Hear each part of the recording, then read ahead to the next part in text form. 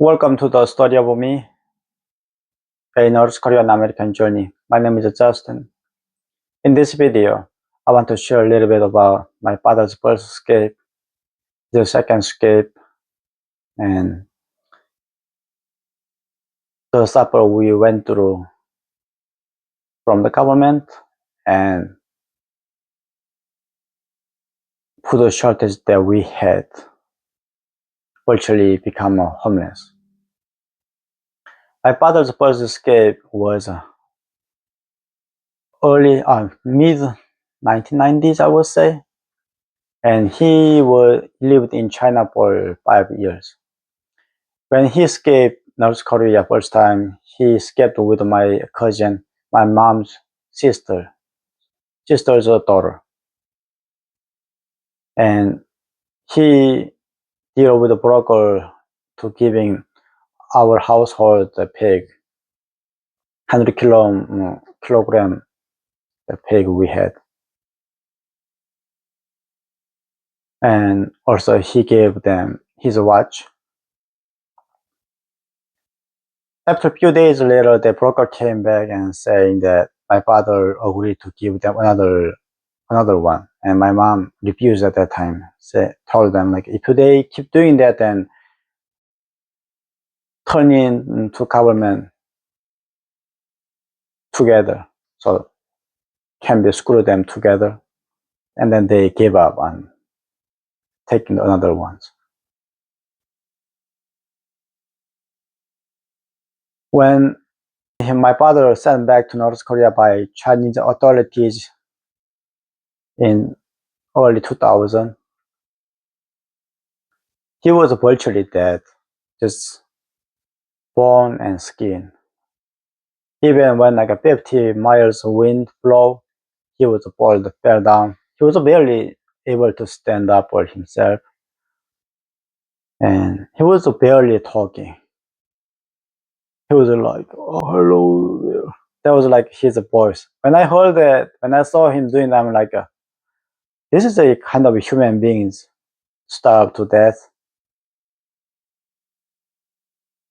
Don't even have energy to talk. Don't even have energy to look straight.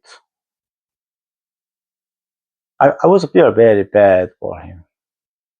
And also like towards government, resentment towards government. Is that a crime for someone trying to live? Is that a crime to have some decent human food? And government failed to do that. So we trying to solve ourselves. And is that a crime? That was my first resentment towards government.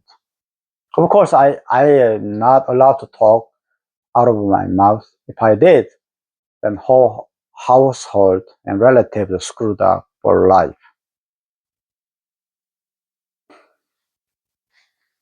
When my father escaped North Korea first time, government constantly came to our home, searching our home without permission and interrogating my mom. Where is your husband? And they even interrogating us. Where is your father? Constantly, every week. It was so annoying. Also like a fear of that when they going to, we don't know when they going to taking us to prison. That was another fear. When he first time came back to North Korea, sent back to North Korea by the Chinese authorities, we took down the pig we had and the goat to save his life. And my mom bribed to the local police chief to not send him to jail. And he was sleeping at home, eating at home, but work at police station. That's what he did. So my mom, yes, she saved my father's life both times, first and second. And when second time escaped, he promised us to send some money to us, but he failed to keep his promise. And when the second time he sent back to North Korea, when my mom and us, we heard that He was in Cheongjin City. We could not know what to do. We didn't know what to do actually because we don't have any resources to save him. It's like when he first time came, we used all our resources, our savings, monies, and rice, and everything. So we didn't have anything the second time. So my mom sent me to Cheongjin City for buy some food. The neighbor kids, we are very close relationship. He told me that he has relatives in the Cheongjin City that I can stay there. He was my brother's age that time. I think he was 18, so just graduated high school. So working as a farmer, and he was assigned to transferring the fertilization from Cheongjin City to home, our neighbor, because all the fertilization coming from South Korea to North Korea, and they government distributing to other local government farms. So that's our every village have to transfer their own fertilization to the village farms. And when he and I went to Cheongjin City, his relatives were so mad at him that he brought me to there, and they demanded him to kick me out by the evening. Of course, they at the end they can't do that, so they asked me to pay them 300 won every night. I mean every day. At that time, 2004. That time, 300 won is like 30 eggs in North Korea. One egg was 10 won, and one bottle of 1 liter, no, 1 kilogram of alcohol was $10. I mean 10 won in North Korea. So it was pretty expensive for me because, especially countryside, it's hard to make money.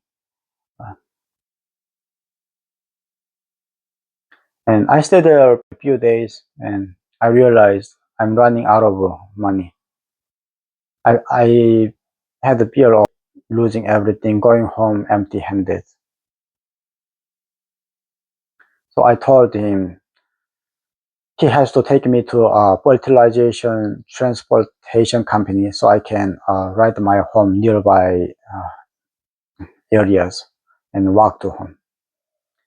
When we went to fertilization, the transportation companies, there was no any vehicles available at that time because weather was so cold, no other vehicles arrived yet. So I decided to take a train to Cheongjin to Busan. So I told him to take me to train station. And at the train station, I lost everything because I grew up as a country boy. I didn't know anything about the outside the reality of countryside. So I feel very ashamed.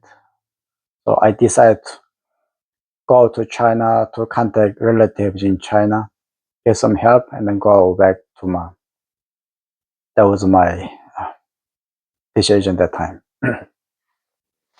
When I get onto the train, sneaking into the train conductor, the security people, they found that I was not belong to anybody. They thought I was homeless, so they kicked me off the train. So I did that a few times, and I was not able to succeed it. So train was pulling, and I had nowhere to go. All my money is gone. I lost all my belongings. So I only had two options: either die with regret, like a homeless, or do my best, die without regrets. So I chose to die without regrets. So I took under the train. And under the train, there was like a where the people stepping up the steps. Under there was like some pipe, so I just hung on to that, both my arms, legs. Cheongjin to Musan City was, I think, was 8 hours along. It was like all night, and between there, somewhere there, like they took a break for like 15 minutes also, and that was only the break.